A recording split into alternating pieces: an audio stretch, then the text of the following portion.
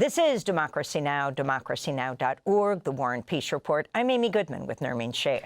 We turn now to Sudan. A new report by Human Rights Watch has found Colombian mercenaries accused of committing war crimes in Sudan were trained in military bases in the United Arab Emirates. The report outlines since 2024, the Abu Dhabi-based security company, Global Security Services Group, hired hundreds of Colombian private military contractors who were then deployed to Sudan to fight alongside the Rapid Support Forces. Human Rights Watch found evidence that the private military contractors were in Fasher in October 2025 when the RSF seized the key city and committed widespread massacres and rape. The report adds to evidence of the UAE's involvement in the war in Sudan, despite repeated denials. For more, we're joined now in London by Joey Shea, senior UAE researcher at Human Rights Watch, author of the new report From Bogotá to El Fasher. So, Joey, if you can lay this out, and how did you find the Colombians to go on the record about being deployed to Sudan to assist the RSF? And if you can put this in a bigger political context for those who aren't following this carefully, the significance of what the RSF is doing in Sudan. Absolutely, and thanks, Amy, for having me.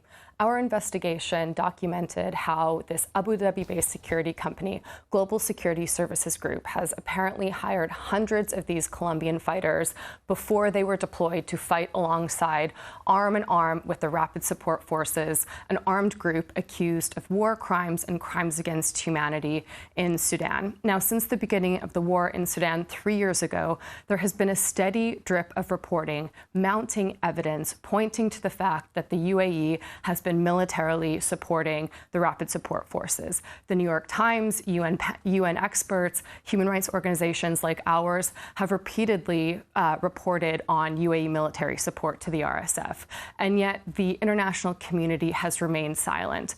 To this day, not a single EU member state, the EU, the US, the UK, has publicly called out the UAE's role in helping to fund, support, and militarily support the Rapid Support Forces. Now, when it comes to our investigation, we were able to conduct first-hand interviews with some of the Colombian contractors who were deployed to Sudan. Now, this research was incredibly difficult. It took quite a bit of time to convince these contractors to speak with me.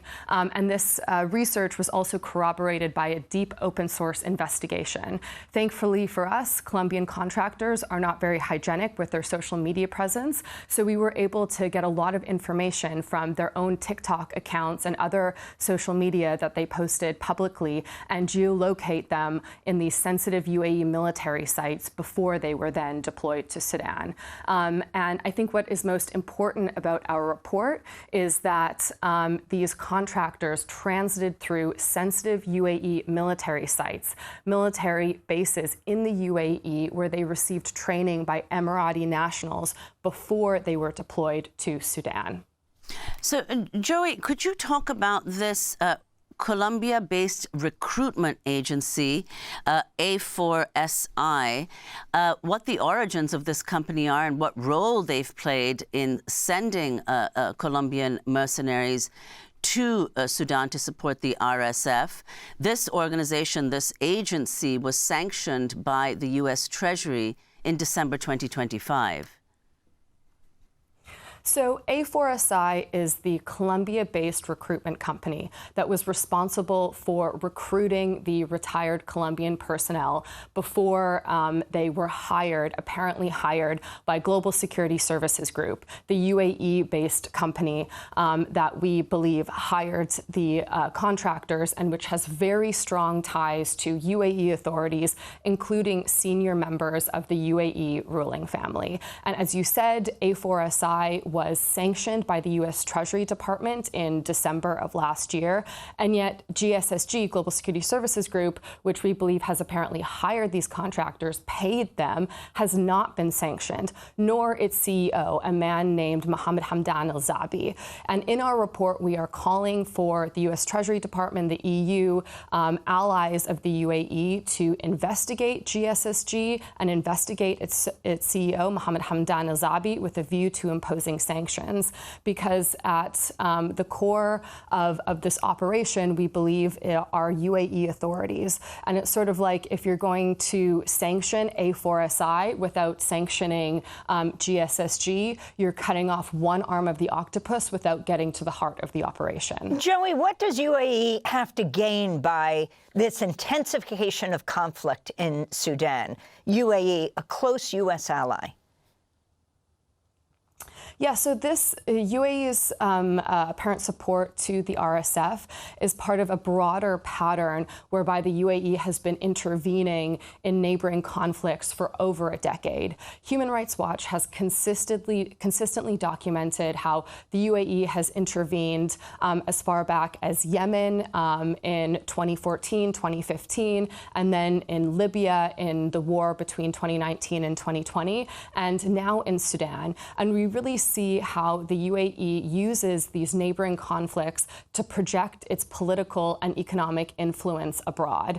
And again, Human Rights Watch has documented scores of human rights violations that are linked with UAE's intervention. In Yemen, in both Yemen and Libya, we documented scores of indiscriminate and disproportionate airstrikes on civilians and civilian objects. And particularly in southern Yemen, we also documented how the UAE financed, trained, and supported abusive local forces which detained civilians in terribly violent counterterrorism operations. So it's not just about Sudan. And with each of these, very violent interventions, the UAE still has not received any accountability and has not yet been called out by name by the international community. And in the context of Sudan, we're still relying on these ambiguous and weak statements calling out external actors fueling the war, rather than naming names and calling out the UAE.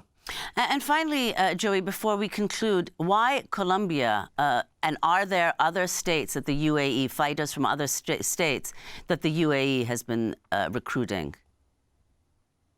There may be other fighters of other nationalities that UAE-linked entities have recruited. We weren't really able to verify those accounts. But the relationship between UAE authorities and Colombian retired personnel goes back to 2011, when Mohammed bin Zayed, the current UAE president, started to build an 800-person battalion, a foreign legion comprised entirely of Colombian military personnel. Well, at this time, this Foreign Legion was legal, the recruitment effort was public, but that was sort of the start of this relationship between UAE authorities and Colombian retired personnel. Colombia provides a very fertile recruitment ground that after years of internal armed conflict, there's also, retired personnel who are incredibly well trained. Also, they're trained on U.S. equipment, of which the UAE's military is also trained. So there's lots of interoperability between the two forces there. And we also saw Colombian fighters pop up, supported by the UAE in Yemen as well, starting in 2015. So this relationship goes back more than a decade. Thanks for watching Democracy Now! On YouTube. Subscribe to the channel and turn on notifications to make sure you never miss a video.